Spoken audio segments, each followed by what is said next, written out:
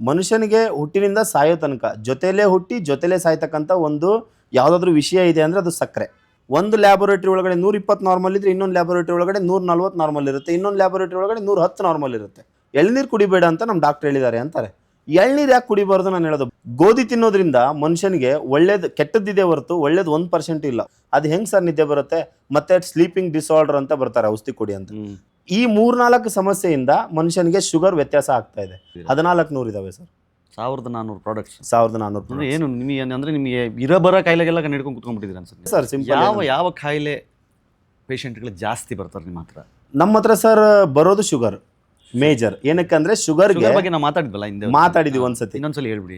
ಏನಿಲ್ಲ, ಈಗ ಶುಗರ್ ಏನಾಗುತ್ತೆ ಅಂದ್ರೆ ಸರ್, ಮನುಷ್ಯನಿಗೆ ಹುಟ್ಟಿನಿಂದ ಸಾಯೋ ತನಕ ಜೊತೆಲೇ ಹುಟ್ಟಿ ಜೊತೆಲೇ ಸಾಯ್ತಕ್ಕಂಥ ಒಂದು ಯಾವುದಾದ್ರೂ ವಿಷಯ ಇದೆ ಅಂದ್ರೆ ಅದು ಸಕ್ಕರೆ. ಕರೆಕ್ಟ್. ಮನುಷ್ಯನ ದೇಹದಲ್ಲಿ ಈಗ ನೋಡಿ ಸರ್, ಅವನ್ನ ಚೆಕ್ ಮಾಡ್ತಾರೆ ಶುಗರ್ನ. ಮತ್ತೆ ಇನ್ನೂ ಒಂದು ಏನಂತಂದ್ರೆ, ಜೊತೆಗೆ ಈ ಒಂದು ಶುಗರ್ಗೆ ಇಲ್ಲಿವರೆಗೂ ನಾನು ಜಗತ್ತಲ್ಲಿ ಎಲ್ಲ ಕಡೆಗೂ ಹೇಳ್ತಾ ಇದ್ದೀನಿ, ಭಾರತ ದೇಶದಲ್ಲಿ ಅಷ್ಟೇ ಅಲ್ಲ, ಇಡೀ ವಿಶ್ವದಲ್ಲಿ ಪರ್ಮನೆಂಟ್ ಸೊಲ್ಯೂಷನ್ ಅಂತ ಇಲ್ಲ. ಸಾಯೋ ತನಕ ಮಾತ್ರ ನುಂಗ್ಬೇಕು. ಈಗ ನಿಮಗೆ ಶುಗರ್ ನೋಡಿ, ಒಂದು 120-130 ಇರ್ಬೇಕು ನಿಮಗೆ ವಯೋ ಸಹಜವಾಗಿ. ಅಂದ್ರೆ ನಾವು ಇದಕ್ಕೆ ವಯೋ ಸಹಜ ಅಂತ ಯಾಕೆ ಒತ್ತು ಹೇಳ್ತಾ ಇದ್ದೀನಿ ಅಂತಂದ್ರೆ, ಈಗ ನೀವು ಒಂದೇ ಸ್ಟ್ಯಾಂಡರ್ಡ್ ನಂಬರ್ ಇರುತ್ತೆ. ಉದಾಹರಣೆಗೆ ನೀವೆಲ್ಲ ಹೋಗಿ ಲ್ಯಾಬೊರೇಟರಿ ಟೆಸ್ಟ್ ಮಾಡಿಸ್ತೀರಾ, ನಿಮ್ಮ ಶುಗರ್ 140 ಇತ್ತು ಅನ್ಕೊಳ್ಳಿ, ನಿಮಗೆ ಎಷ್ಟು ಏಜ್ ಅಂತ ತಲೆ ಕೆಡಿಸ್ಕೊಳ್ಳಲ್ಲ ಅವರು. ಅಲ್ಲಿ 140 ನಾರ್ಮಲ್ಲ ಅಬ್ ನಾರ್ಮಲ್ಲ ಅವ್ರ ಲ್ಯಾಬ್ ಪ್ರಕಾರ. ಒಂದು ಲ್ಯಾಬೊರೇಟರಿ ಒಳಗಡೆ 120 ನಾರ್ಮಲ್ ಇದ್ರೆ ಇನ್ನೊಂದು ಲ್ಯಾಬೊರೇಟರಿ ಒಳಗಡೆ 140 ನಾರ್ಮಲ್ ಇರುತ್ತೆ, ಇನ್ನೊಂದು ಲ್ಯಾಬೊರೇಟರಿ ಒಳಗಡೆ 110 ನಾರ್ಮಲ್ ಇರುತ್ತೆ. ಅಂದ್ರೆ ಯಾರನ್ನ ನಂಬೋದು ನಾವು? ಓಕೆ, ಅದು ಯಾವ್ದ್ರ ಬಗ್ಗೆ, ಹುಟ್ಟಿದಾಗಿಂದ ನಮ್ಮ ಜೊತೆಗಿದ್ದು ಸಾಯೋ ತನಕ ನಮ್ಮ ಜೊತೆಗೆ ಹೋಗೋದ್ರ ಬಗ್ಗೆನೇ ನಾವು ಟೆಸ್ಟ್ ಮಾಡ್ಸಕ್ ಹೋಗಿರೋದು. 10-20 ವ್ಯತ್ಯಾಸ ಇದ್ದ ತಕ್ಷಣನೇ ಟ್ಯಾಬ್ಲೆಟ್ ಸ್ಟಾರ್ಟ್ ಮಾಡ್ಬಿಡ್ತಾರೆ. ಟ್ಯಾಬ್ಲೆಟ್ ಸ್ಟಾರ್ಟ್ ಮಾಡಿದ ತಕ್ಷಣನೇ ಲೈಫ್ ಅಲ್ಲಿಗೆ ಸ್ಟಾರ್ಟ್ ಅವ್ರದ್ದು. ಏನಂತಂದ್ರೆ ಅಲ್ಲಿಂದ ಅವ್ರಿಗೆ ಯಾವ್ದನ್ ತಿನ್ನಂಗಿಲ್ಲ, ಇದನ್ನ ಹಣ್ಣು ತಿನ್ನಂಗಿಲ್ಲ ಅಂತಾರೆ. ಎಕ್ಸ್ಪೆಷಲಿ ಹಣ್ಣು. ಈಗ ಏನಂತಂದ್ರೆ ನೋಡಿ ಸರ್, ಗಿಡದಲ್ಲಿ ಭಗವಂತ ನ್ಯಾಚುರಲಿ ಕೊಟ್ಟಿರ್ತಕ್ಕಂಥ ಒಂದಿಷ್ಟು ಅಮೃತಗಳಲ್ಲಿ ಹಣ್ಣು ಕೂಡ ಒಂದು ಅಮೃತ. ನಾವು ಅದನ್ನ ಪಂಚಾಮೃತದಲ್ಲಿ ಬಳಸ್ತೀವಿ. ಅಂತ ಅಮೃತನೇ ತಿನ್ಬೇಡಿ ಅಂತಾರೆ. ಆಮೇಲೆ ಇನ್ನೂ ಒಂದು ಭಗವಂತನ ಸ್ವರೂಪ ಎಳನೀರು. ಹೇಳೋದು ಶುಗರ್ ಇದ್ರೆ ಹಣ್ಣು ತಿನ್ಬೋದು ಅಂತ? 100% ತಿನ್ಬೋದು ಸರ್. ಏನಕ್ಕೆ ತಿನ್ಬಾರ್ದು ಅಂತ ನಾನು ಕೇಳ್ತೀನಿ. ಈಗ ಹಣ್ಣಲ್ಲಿ ಸಕ್ಕರೆ ಯಾರು ಆ್ಯಡ್ ಮಾಡಿಲ್ಲ. ಓಕೆ, ನ್ಯಾಚುರಲಿ ಬಂದಿದ್ದನ್ನ ತಿನ್ಬೇಕು ಅಂತ ಅವರೇ ಹೇಳುವಾಗ ಅಂದಮೇಲೆ ಹಣ್ಣಲ್ಲಿರೋದನ್ನ ಯಾಕೆ ತಿನ್ಬಾರ್ದು ನನ್ನ ಪ್ರಕಾರ? ಓಕೆ, ಆಮೇಲೆ ನಾವು ಟೆಸ್ಟ್ ಮಾಡಿದ್ದೀವಿ. ಓಕೆನಾ, ಆದರೆ ಯಾವುದನ್ನು ತಿನ್ನಬಾರ್ದು, ಹಣ್ಣನ್ನು ಕಿತ್ಕೊಂಬಂದು ವಾರಗಂಟ್ಲೆ ತಿಂಗಳಗಂಟ್ಲೆ ಇಟ್ಟು ಪೂರ್ತಿ ಹಣ್ಣಾಗಿ ಅದು ಏನಕ್ಕೂ ಉಪಯೋಗ ಇಲ್ಲದೆ ಇರೋ ಥರ ಆಗಿ ಅದನ್ನು ನಮ್ಮ ದೇಹಕ್ಕೆ ತಿಂದರೆ ಏನು ಉಪಯೋಗ ಇಲ್ಲ, ಬರೀ ಕಾರ್ಬ್ಸ್ ಸಿಗುತ್ತೆ ಅದರಿಂದ. ಅಂಥವೆಲ್ಲ ತಿನ್ನಬಾರ್ದು. ಒಳ್ಳೆದನ್ನ ತಿನ್ನೋದಕ್ಕೆ ತಪ್ಪಿಲ್ಲ. ಆಮೇಲೆ ಇನ್ನೂ ಒಂದು ಹೇಳ್ತಾರೆ, ಎಳನೀರು ಕುಡಿಬಾರ್ದು ಅಂತ ಹೇಳಿ. ಸರ್, ನಾನು ನಿಮಗೆ ಒಂದು 10 ಎಕ್ಸಾಂಪಲ್ ಕೊಡ್ತೀನಿ, 10 ನಂಬರ್ ಕೊಡ್ತೀನಿ, ಅವ್ರನ್ನ ಕೇಳ್ರಿ. ಎಳನೀರು ಕುಡಿಬೇಡ ಅಂತ ನಮ್ಮ ಡಾಕ್ಟರ್ ಹೇಳಿದ್ದಾರೆ ಅಂತಾರೆ. ಎಳ್ನೀರು ಯಾಕೆ ಕುಡಿಬಾರ್ದು ನಾನು ಹೇಳೋದು, ಭಗವಂತನ ಸ್ವರೂಪ ಅದು. ನಮ್ಮ ದೈವಿಕವಾಗಿ ನಾವು ಭಗವಂತನ ಸ್ವರೂಪ, ಕಲ್ಪವೃಕ್ಷ ಅಂತ ಹೇಳ್ತೀವಿ. ಅಂಥದನ್ನೇ ಕುಡಿಬೇಡ ಅಂತ ಹೇಳ್ತಾರೆ. ಅದಾದ್ಮೇಲೆ ಏನಂತಂದ್ರೆ ಗೋಧಿ ತಿನ್ನು ಅಂತ ಹೇಳ್ತಾರೆ. ಈಗ ಇನ್ನೊಂದು ವಿಷಯದ ಬಗ್ಗೆ ಮಾತಾಡ್ತಾ ಇದ್ದೀನಿ ನಾನು. ಗೋಧಿ ತಿನ್ನು ಅಂತ ಹೇಳ್ತಾರೆ. ಗೋಧಿ ತಿನ್ನೋದ್ರಿಂದ ಮನುಷ್ಯನಿಗೆ ಒಳ್ಳೇದು ಕೆಟ್ಟದ್ದಿದೆ ಹೊರತು ಒಳ್ಳೇದು 1% ಇಲ್ಲ. ಉದಾಹರಣೆಗೆ ನಿಮಗೆ ಪಂಜಾಬು ಮತ್ತೆ ರಾಜಸ್ಥಾನ್, ಅಲ್ಲಿಂದ ಸ್ಪೆಷಲ್ ಟ್ರೈನ್ ಬಿಟ್ಟಿದ್ದಾರೆ, ಕ್ಯಾನ್ಸರ್ ಸ್ಪೆಷಲ್ ಟ್ರೈನ್ ಅಂತ. ಏನಕ್ಕೆ ಅಂದ್ರೆ ಅಲ್ಲಿ ಜಾಸ್ತಿ ಕನ್ಸ್ಯೂಮ್ ಮಾಡ್ತಾರೆ ಗೋಧಿನ. ಚಪಾತಿ, ರೋಟಿ. ಹೌದು, ಅಲ್ಲಿ ರೋಟಿ ಅಂದ್ರೆ ಇಷ್ಟು ದಪ್ಪ ಇರುತ್ತೆ, ಅಲ್ಲಿ ಆ ಥರ ಇರುತ್ತೆ. ಅದು ಎಷ್ಟು ಡೇಂಜರಸ್ ಅಂದ್ರೆ, ನೀವು ಅದನ್ನ ಉದಾಹರಣೆ ಹೇಳ್ತೀನಿ ನಾನು ನಿಮಗೆ. ನಮ್ಮ ಸೈಡ್ ಜೋಳದ ರೋಟಿ ತಿಂತಾರೆ, ನೀವು ಒಂದ್ಸತಿ ತಿಂದಿದ್ರಿ. ಈ ಜೋಳದ ಉಂಡೆನ ಒಂದು ಮಾಡ್ರಿ, ಅಂದ್ರೆ ಹಿಟ್ಟಿನಲ್ಲಿ ಒಂದು ಉಂಡೆ ತಯಾರು ಮಾಡ್ರಿ, 2, ಅದರಲ್ಲಿ ಒಂದು ಉಂಡೆ, ಗೋಧಿಲಿ ಒಂದು ಉಂಡೆ, 2 ಉಂಡೆ ತಯಾರು ಮಾಡಿ 2 ಗ್ಲಾಸ್ ನೀರಲ್ಲಿ, ಅಂದ್ರೆ ಟ್ರಾನ್ಸ್ಪರೆಂಟ್ ಗ್ಲಾಸ್ ನೀರಲ್ಲಿ ಹಾಕ್ರಿ. ಯಾವ ಉಂಡೆ ಮೊದಲು ಕರಗುತ್ತೆ ನೋಡ್ರಿ. 100% ಜೋಳದ್ದೇ ಕರಗೋದು. ಏನಕ್ಕೆ ಅಂತಂದ್ರೆ ಜೋಳ 100% ಜಲ್ದಿ ಬೇಗ ಕರಗುವಂಥದ್ದು, ದೇಹದಲ್ಲೂ ಕೂಡ ಬೇಗ ಕರಗುವಂಥದ್ದು. ಗೋಧಿ ಕರಗಲ್ಲ ಸರ್. ತಿಂಗಳಗಂಟ್ಲೆ ನಾನು ಪೇಷಂಟ್ ಬಾಡಿಯಲ್ಲಿ ಇದ್ದಿದ್ದನ್ನ ಅವ್ರು ಹೇಳಿದ್ದನ್ನ ನೋಡಿದ್ದೀನಿ. ನೀವು ಎಷ್ಟೋ ಜನ ಈ ಪೋಸ್ಟ್ ಮಾರ್ಟಮ್ ರಿಪೋರ್ಟಲ್ಲಿ ಕೂಡ ಬಂದಿದೆ, ಗೋಧಿ ಮೈದಾ ತಿಂದೇ ಸತ್ತಿದ್ದಾರೆ ಅಂತ ಹೇಳಿ. ಮೈದಾ, ಗೋಧಿ, ಸಕ್ಕರೆ ಸರ್ ವಿಷ, ಬಿಳಿ ವಿಷ ಅಂತ ಹೇಳ್ತೀವಿ ನಾವು. ತಿನ್ಬೇಕಾ? ನಿಮಗೆ ಅಷ್ಟೊಂದು ಇಷ್ಟನ ತಿನ್ಬೇಕು ಅಂತಂದ್ರೆ ಜೋಳದ ರೊಟ್ಟಿ ತಿನ್ರಿ, ಅದರಲ್ಲೂ ರೊಟ್ಟಿ ಮಾಡ್ಬೋದು. ಮುದ್ದೆ ತಿನ್ರಿ, ಜೋಳದ ಮುದ್ದೆ, ಅದರಲ್ಲೂ ಮುದ್ದೆ ಮಾಡ್ಬೋದು. ರಾಗಿ ಮುದ್ದೆ ತಿನ್ರಿ, ಅದರಲ್ಲೂ ಮುದ್ದೆ ಮಾಡ್ಬೋದು, ರೊಟ್ಟಿ ತಿನ್ಬೋದು. ಮೊನ್ನೆ ಯಾರೋ ಒಬ್ಬ ಪುಣ್ಯಾತ್ಮರು ರಾಗಿ ತಿನ್ಬಾರ್ದು ಅಂತ ಹೇಳ್ತಾ ಇದ್ರು. ಓಕೆನಾ, ಸಿರಿಧಾನ್ಯಗಳ ರಾಣಿ ಅಂತ ಹೇಳ್ತೇವೆ ನಾವು. ರಾಗಿಗೆ ರಾಜ, ರಾಣಿ ಅಂತ ಹೇಳ್ತೀವಿ. ಜೋಳಕ್ಕೆ ರಾಜ ಅಂತೀವಿ, ರಾಗಿಗೆ ರಾಣಿ ಅಂತೀವಿ. ಸಾವಿ, ನವಣಿ, ಕೊರ್ಲಿ, ಊದಲು, ಬರಗ, ಸಜ್ಜೀವು ನಮ್ಮ ಪೂರ್ವಜರು ತಿಂತಾ ಇದ್ದಿದ್ದು. ಈಗ ನಮ್ಮ ಮನೇಲಿ ಯಾರಾದ್ರೂ ಅಜ್ಜಿಯವರಿದ್ರೆ, ನಿಮ್ಮ ಮನೇಲಾಗ್ಲಿ ನಮ್ಮ ಮನೇಲಾಗ್ಲಿ, ಹೋಗಿ ಅವ್ರನ್ನ ಕೇಳಿದ್ರೆ ನೀವು ಏನ್ ತಿಂತಾ ಇದ್ರಿ ಜಾಸ್ತಿ ಅಂತ ಕೇಳಿದ್ರೆ ಅವ್ರು ಯಾವ್ದೋ ನವಣಿನೋ ಕೊರ್ಲಿನೋ ಅಂತಾರೆ. ಬಟ್ ಅವ್ರಿಗೆ ಅನ್ನ ವೈಟ್ ರೈಸ್ ತಿಂತಿದ್ರ ಅಂತ ಕೇಳಿದ್ರೆ ಅವ್ರು ಏನ್ ಹೇಳ್ತಾರೆ ಗೊತ್ತಾ, ಯಾವಾಗಾದ್ರೂ ಹಬ್ಬ ಹುಣ್ಣಿಮೆ ಇದ್ದಾಗ ಒಂಚೂರು ಕೊಡ್ತಿದ್ರು ಮನೆಯಲ್ಲಿ ಅಲ್ವಾ. ಈಗ ಬೆಳಗ್ಗೆ ಪಲಾವ್, ಮಧ್ಯಾಹ್ನ ರೈಸು, ಆ ರೈಸು ಈ ರೈಸು, ಬಾತು ಈ ಬಾತು, ಬೆಳಗ್ಗೆಯಿಂದ ರಾತ್ರಿವರೆಗೂ ಪಾಲಿಶ್ ರೈಸೇ ತಿಂತೀವಿ. Correct. ಆರೋಗ್ಯ ಸಿಗೋ ಅಂದ್ರೆ ಎಲ್ಲಿಂದ ಸಿಗುತ್ತೆ ಸರ್? ಜೀವನ ಶೈಲಿನೇ ಹಾಳಾಗ್ಬಿಟ್ಟೈತೆ ನಮ್ದು. ಊಟದಲ್ಲಿ ಹಾಳಾಗಿ ಮಾಡ್ಕೊಂಡಿದೀವಿ. ಎರಡನೇದ್ದು ಲೈಫ್ ಸ್ಟೈಲ್. ಈಗ ನಾವು ವಾಕಿಂಗು, ವ್ಯಾಯಾಮ, ಒಂದು ಯೋಗಾಸನ ಈ ಥರದ್ದು ಏನು ನಮಗೆ ಗೊತ್ತೇ ಇಲ್ಲ. ಹಿಂದಿನ ಕಾಲದಲ್ಲಿ ಹೆಂಗಿದ್ರು ಅಂದರೆ ಪ್ರತಿಯೊಂದನ್ನು ಮಾಡ್ತಿದ್ರು ಅವರು. ಏನಕ್ಕಂದ್ರೆ ಹೊಲದಲ್ಲಿ ಕೆಲಸ ಮಾಡ್ತಾ ಇದ್ರು. ಈಗೆಲ್ಲ ಸಾಫ್ಟ್ವೇರ್ ಯುಗ. ಸೊ ಕೂತ್ ಜಗದಲ್ಲೇ ಅದನ್ನೇ ಸಪರೇಟ್ ಆಗಿ ಮಾಡಬೇಕು ಅಂತ ಏನಿರ್ಲಿಲ್ಲ. ಸಬ್ಜೆಕ್ಟ್ ಆಗಿರಲಿಲ್ಲ. ಅದು ಬೆಳಗ್ಗೆಯಿಂದ ರಾತ್ರಿ ತನಕ ಆಗ್ಬಿಡ್ತಿತ್ತು. ಊಟ ಮಾಡಿದ್ದನ್ನ ಕರಗಿಸೋದು ದೊಡ್ಡ ವಿಷಯನೇ ಇಲ್ಲ. ಬೇಕಾದ್ರೆ ಮಕ್ಕಳು ನೋಡ್ರಿ ಮನೇಲಿ ಸಣ್ಣ ಸಣ್ಣ ಮಕ್ಕಳು ಇರ್ತಾರಲ್ಲ, ಅವ್ರಿಗೆ ಈಗಲೂ ಊಟ ಮಾಡಿಸಿರ್ತಾರ, ಮತ್ತೆ ಹೊಟ್ಟೆ ಹಸಿವು ಅಂತ ಬಂದಿರ್ತಾರೆ.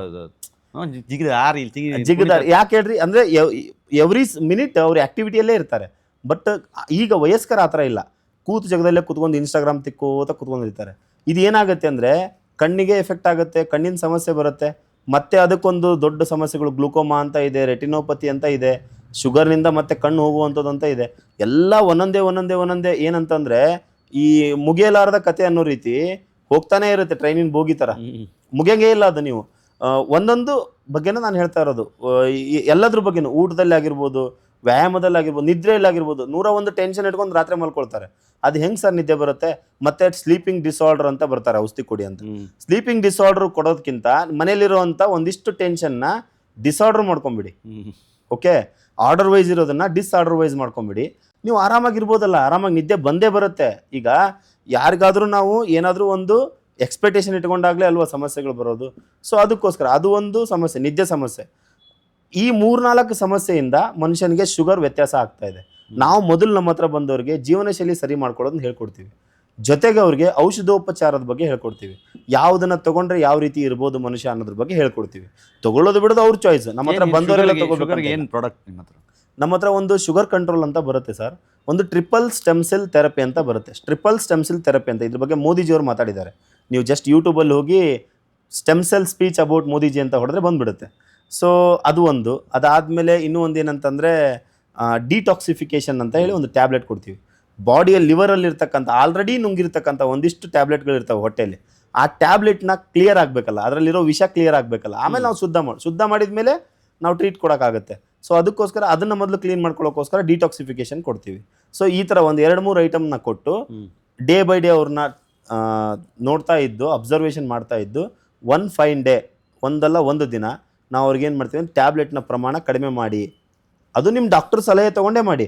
ನಾವು ಹೇಳೋದು, ನೀವು ನಮ್ಮ ಹತ್ರ ಬಂದ್ರಿ, ಏನೋ ಟ್ರೀಟ್ಮೆಂಟ್ ತೊಗೊಂಡ್ರಿ, ನಾಳೆಯಿಂದ ಟ್ಯಾಬ್ಲೆಟ್ ಬಿಡ್ರಿ ಅಂತ ಹೇಳಂಗಿಲ್ಲ. ಮೊದಲು ನಮ್ದನ್ನು ಸ್ಟಾರ್ಟ್ ಮಾಡಿರಿ. ಅದ್ರ ಜೊತೆಗೇನೆ ಪ್ಯಾರಲಲ್ಲಿ ಹೋಗ್ತಾ ಇರಿ. 1 ಮಂತ್ 2 ಮಂತ್ಸ್ ಆದಮೇಲೆ ನಿಮಗೆ ಯಾವಾಗಲೂ ಕಾಯಂ ಆಗಿ ಡಾಕ್ಟರ್ ಅಂತ ಇರ್ತಾರಲ್ಲ, ಅವ್ರ ಹತ್ರ ಹೋಗಿ ಕೇಳ್ರಿ, ಶುಗರ್ ನಾರ್ಮಲ್ ಇದೆ ಸರ್, ತಗೋಬೇಕಾ ಬೇಡವಾ? ಅವ್ರು ತಗೋ ಅಂದ್ರು ಅಂದರೆ ಅವಾಗ ಬೇಕಾದರೆ ಮುಂದಿನ ವಿಚಾರ ಮಾಡೋಣ. ಈಗ ಬಿಡು ಅನ್ನೋ ಡಾಕ್ಟ್ರು ಇದ್ದಾರೆ, ತಗೋ ಅನ್ನೋ ಡಾಕ್ಟ್ರು ಇದ್ದಾರೆ. ಅದು ಡಿಪೆಂಡ್ಸ್ ಆನ್ ಅದು ಯಾವ ರೀತಿ ಇರುತ್ತೆ, ಅದು ಅದ್ರ ಮೇಲೆ. ನಮ್ಮದು ಮಾತ್ರ ಏನಂತಂದರೆ ಸರ್ 100% ಶುಗರ್ ರಿಸಲ್ಟ್ ಇದೆ, BP-ಗೆ ರಿಸಲ್ಟ್ ಇದೆ. BP-ಗಂತರೂ ಹೇಳಿ ಮಾಡಿಸಿದ ಔಷಧಿ ನಮ್ಮದು. ಹೌದು ಸರ್. ಹೈಪರ್ ಟೆನ್ಷನ್ಗೆ, BP-ಗೆ, ಪ್ಯಾರಲಿಸಿಸ್, ಸ್ಟ್ರೋಕಿಗೆ ಅದ್ರದ್ದು ನನ್ನ ಹತ್ರ ಹೆಚ್ಚು ಕಮ್ಮಿ ಸರ್ ಒಂದು 10 ಗಂಟೆ ಪ್ಲೇ ಮಾಡೋಷ್ಟು ವೀಡಿಯೋಸ್ಗಳಿದ್ದಾವೆ ಈ ರೈಟ್ ನಾವು ಮೊಬೈಲಲ್ಲಿ. 1400 ಇದಾವೆ ಸರ್.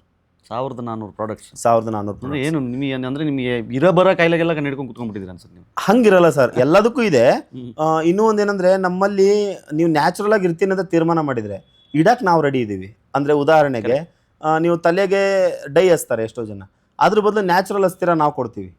ಓಕೆ, ಬ್ರಷ್ ಮಾಡಲಿಕ್ಕೆ ಪೇಸ್ಟ್ ಬಳಸ್ತೀರಾ, 1 ಗ್ರಾಮ್ ಟೂತ್ ಪೇಸ್ಟಲ್ಲಿ 18 ಮಿಲಿಗ್ರಾಮ್ ನಿಕೋಟಿನ್ ಐತೆ ಅಂತ ಹೇಳಿ ಯಾವುದೋ ಒಂದು ನ್ಯೂಸ್ ಚಾನಲಲ್ಲೇ ನೋಡಿದ್ದೆ ನಾನು. ಜಸ್ಟ್ ನೀವು tooth paste fraud about Kannada ಅಥವಾ ಏನಾದರೂ ಒಂದು ಹೊಡೀರಿ ನೀವು, ಅದು ಯೂಟ್ಯೂಬಲ್ಲಿ ಹೊಡೆದ್ರೆ ಬಂದ್ಬಿಡುತ್ತೆ ಇಮಿಡಿಯೇಟ್ಲಿ.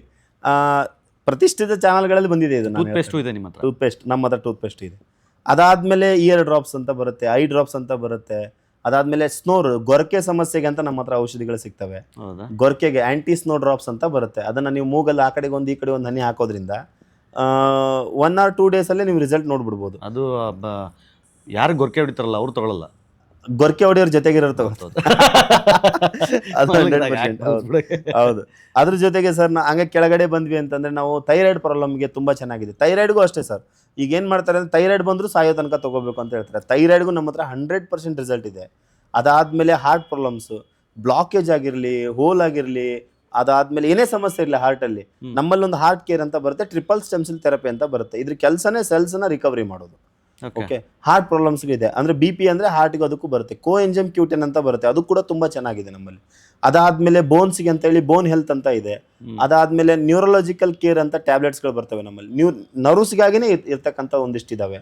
ಕಿಡ್ನಿಗಾಗಿ ಸ್ಪೆಷಲ್ ಆಗಿರ್ತಕ್ಕಂಥವು ಇದಾವೆ.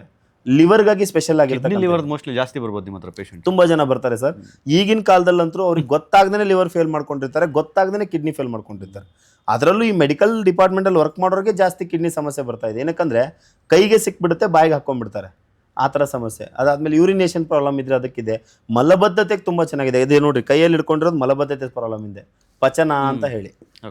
ಡೈಜೆಷನ್ ಇಶ್ಯೂ ಇದ್ರೆ, ಮಲಬದ್ಧತೆ ಇದೆ, ಕಾನ್ಸ್ಟಿಪೇಷನ್ ಪ್ರಾಬ್ಲಮ್ ಇದ್ರೆ ಪೌಡರ್ ಸರ್. ಜಸ್ಟ್ 2 ಗ್ರಾಮ್ನ ಬಾಯಲ್ಲಿ ಹಾಕೊಂಡು ಒಂದು ಗ್ಲಾಸ್ ಬಿಸಿನೀರು ಕುಡಿದ್ರೆ ಮುಗೀತು ಪ್ರತಿದಿನ ಬೆಳಗ್ಗೆ. ಹೌದು ಸರ್, ಅಂದ್ರೆ ಡೈಜೆಷನ್ ಚೆನ್ನಾಗಾಗ್ಲಿ ಅಂತ. Meatless Karnataka.